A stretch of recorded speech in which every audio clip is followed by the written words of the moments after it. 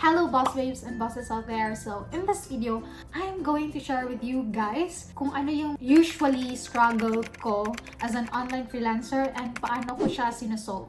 Meron din akong mga i-share dito. Usually questions ng mga aspiring and newbie freelancers. Paano ba daw ko mag-brown out? Paano ba daw ko mawala yung internet connection or mahina yung internet connection? Paano ba daw mag-work ng ibang time zone? Yung mga ganun. So, I'm going to share more of that and paano ko sinasolve yung mga type of mga struggles as an online freelancer.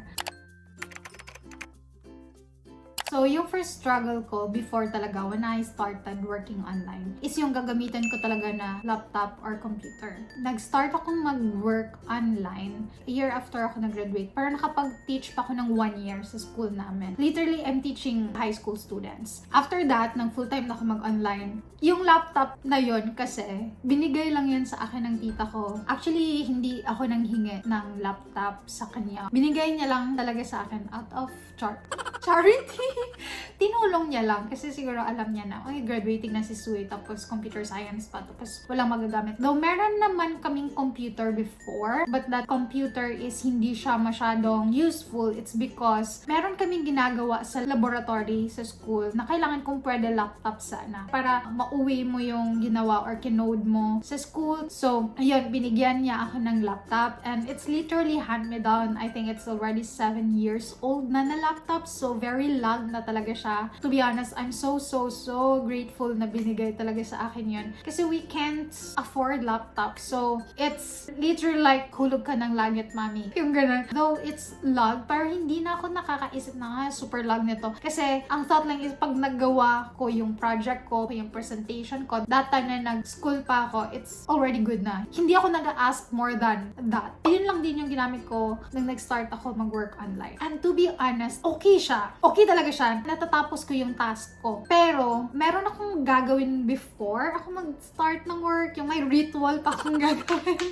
sa laptop para mag-function well siya. Kasi nga matanda na yung laptop, right? Pag i-open ko siya, mga within 30 minutes, super laggy pa niya. One click, mag-wait pa ako ng mga ilang minutes bago siya mag-click talaga yung ganong kind of lag. But napansin ko na every 30 minutes, yung parang matagal na siya naka-on, hindi na siya ganoon ka-lag. So every time na magla-log in ako sa work ko online or meron akong gagawin na work online, while magpre-prepare ako, ino-on ko na siya. Para the time na mag-work na talaga ako, hindi na siya ganoon sobra ka-lag.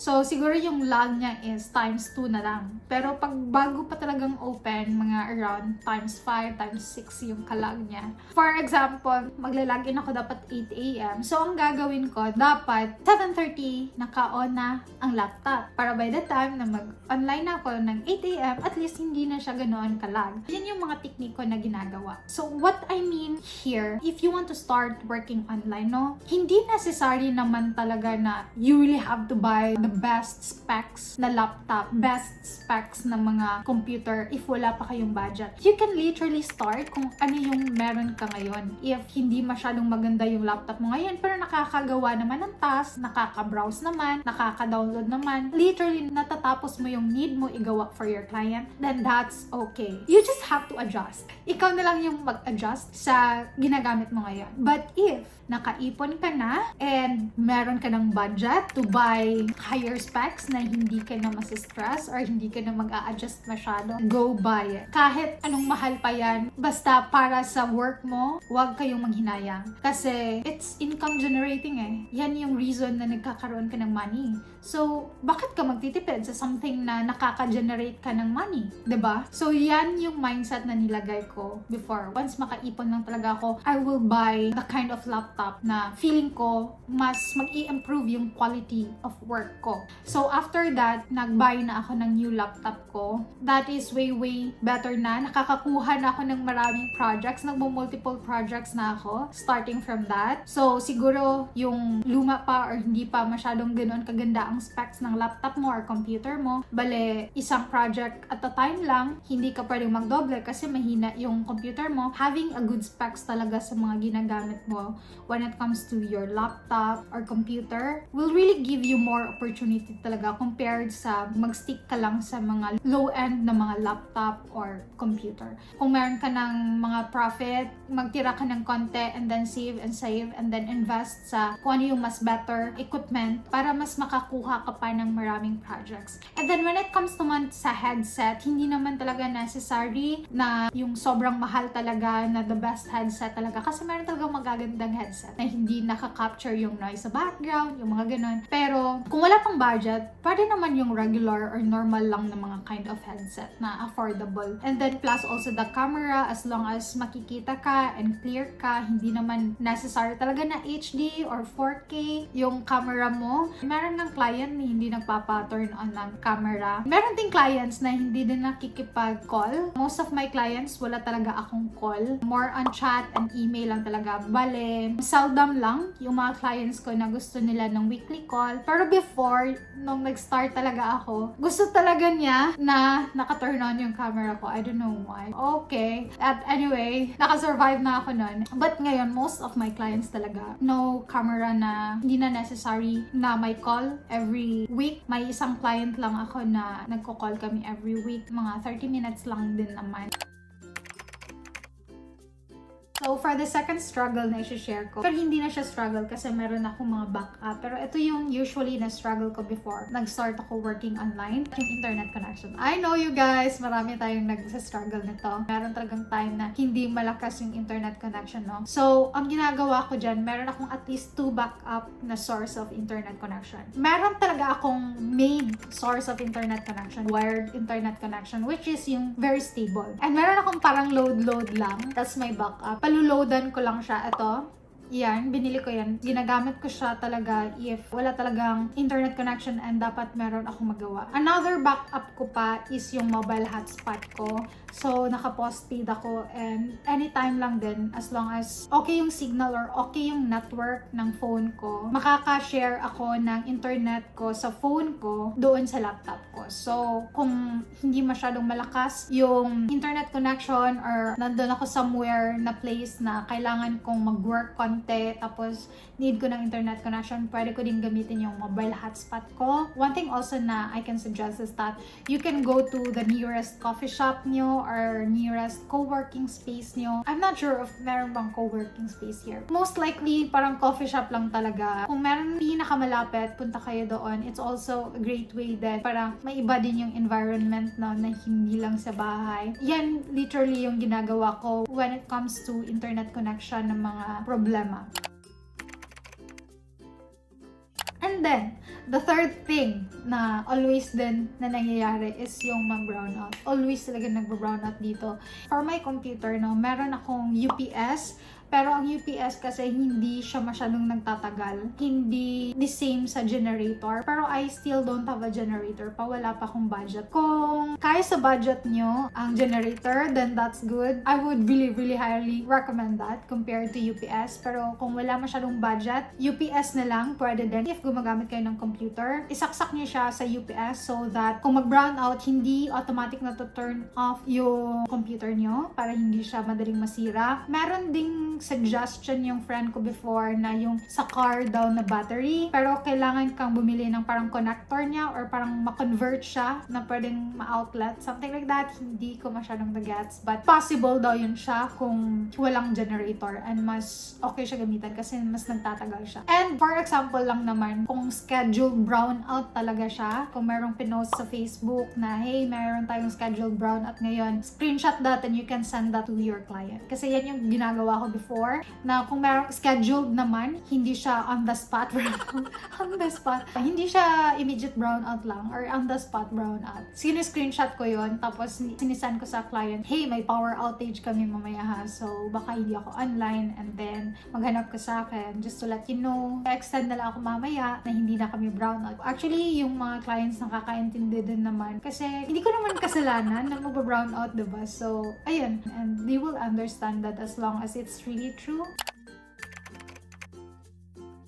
So, the next struggle ko din is yung ingay sa paligid, yung mga manok, yung mga aso, yung mga ganon. Super talaga nakaka-distract siya ng client. Meron akong client before, yung first client ko talaga online. Always niya talaga akong gino-joke na sasali ba daw yung mga chicken, sasali ba daw yung mga aso sa meeting namin. Hindi yun aming chicken. Nag-rent lang kasi kami ng apartment before. Super sarcastic siya. Alam ko na nag-joke siya, pero na-feel ko na parang naka-annoy na siya. So, ang ginagawa ko na lang pag nagmi-meeting kami. Tapos, hindi naman ako yung nagsasalita. Minomute ka na lang. Before din kasi wala akong headset na noise cancellation. Like, ikaw lang talaga yung maririnig. Pero, it's quite expensive. And hindi ako bumili ng ganun before because wala siya sa budget. And, yun lang naman din yung client ko na always nagko-call. Meron ding app na ngayon. Crisp ata yun. Pwede siya mag-isolate ng voice na para ikaw lang talaga yung marinig. Meron din kayo mabili na mga soundproofing materials. Yung curtain na soundproof, meron ding soundproof na blanket na pwede nyong itabon sa bintana para hindi masyadong papasok yung noise. I think it's because thicker siya and heavier siya and the dense of the material itself nakakapag-isolate talaga siya ng voice na hindi masyadong maingay sa loob ng kwarto nyo or something like that. But then again, hindi ako bumili ng mga ganon.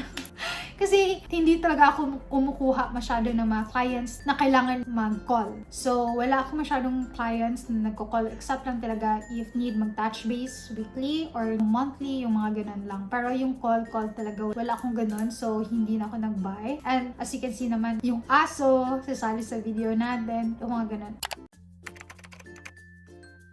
Yung next din na struggle ko as a freelancer is yung mga distractions sa bahay. Especially if you are really working from home, no, marami talagang distraction. Hindi lang mga tao, meron ding TV. Pwede ka ding mag-Netflix muna. Pwede ka ding hihiga-higa ka muna. Pwede ding kakain ka lang muna. Iba pa yung distractions ng mga tao. Ang una ko talaga yung ginagawa, meron talaga akong designated place where doon talaga ako nag-work always. Another thing pa is use headset. For me, sometimes nandito yung mama ko and nag-watch din siya ng mga videos din kasi. So, nagpo-produce din siya ng noise. So, nadidistract ako agad sa mga ganun. Kasi instead of nag-focus ako sa work tapos narinig ko na may video siya na play, yung attention ko na-focus kung ano yung video niya na play. So, ang ginagawa ko, nag-headset ako and sinasabihin ko siya, I'm working so wala akong marinig. If you need anything from me, you call up at me and, hey, Nap, I need you for this one. Yung ganun. Kasi, the more ka na mas focus ka sa isang bagay lang talaga na yun lang, mas madali mong natatapos yung task, mas efficient ka, and mas productive ka in that way. Pero hindi talaga maiwasan na may mga distractions, no? So, you can use headset and you can tell your mom or kung sino man kasama mo sa bahay na wait lang, meron lang talaga akong tatapusin in just 4 hours. And after that, I can attend to your needs. Something like that. Always ko talagang sinasabihan ng mama ko din. Kasi sometimes meron yung super urgent talaga na dapat walang distraction. So, I know that that kind of advice is not really applicable to all, especially if you are a mom or if you are still a student pa. Kung ikaw always yung inuutusan, yung mga ganon, diba? Siguro sabihan mo na lang na I can do some of the work that you want me to do if tapos na ako nito, but I really have to finish this one first. You just really have to communicate kung ano yung kailangan mo. But again nga, especially if merong baby or merong anak na always ina-attend, syempre priority yung anak, diba? Pero kung may yaya na pwedeng maka-attend muna sa bata or yung dad or yung husband mo can also ask, pwede bang ikaw muna? I will just really finish this one for 2 hours. Yung ganon. Communication is the key then. Aside from the headset, communication. So yeah. Pero kung wala talaga, wala kang kasama sa bahay and then the kids lang, I don't know. Hindi ko pa na-try. Wala pa akong idea kung paano yan. But yeah.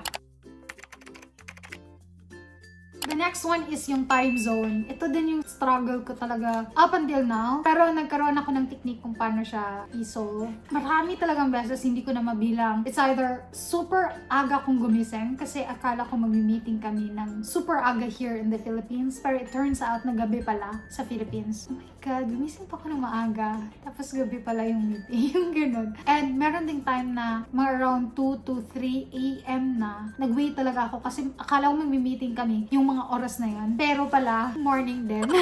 Hindi siya that time. So, yung mga ganun, like, oh my God, ano ba to mga time zone na to? Recently lang, sabi ng client ko na magmi-meeting daw kami. Sabi niya, 5 p.m. ha? Tapos meron siyang sinabing time sa kanila. Tapos, ako naman, hindi ko din naman siya chinek. So, ang ginawa ko lang talaga is that, ako ng 5 p.m. Pero, always na pala siyang tumatawag 4 p.m. pa lang. Oh, come on. Pag double check ko ng time, 4 p.m. pala talaga. Tapos sabi niya 5 p.m. So, ang solution ko doon is gumawa talaga ako ng weekly recurring meeting talaga namin sa Google Calendar. And then, doon kasi automatic na nag-a-adjust yung time. Kung sa akin na time yung nilagay ko, tapos i-share ko sa kanya, ma-adjust siya sa time niya. Kung hindi nyo alam kung paano yan gawin, you can check out this video here. I've already shared the tutorial paano gumawa ng event using Google Calendar and paano siya i-share kay client. That fixed my problem na talaga. And meron akong dinownload na app, iba't ibang time sa phone. So, you can also download this one para you can also use that if you like. That's that. I hope this video helps you kung ano yung pwede nyong gawin, kung ma-encounter niyo yung mga ganoon na kind of struggles din. Basically, yan yung mga struggles ko up until now naman. And yeah, before I'm going to end this video, I would like to flex the works of my boss babes and bosses inside my group. Check this out.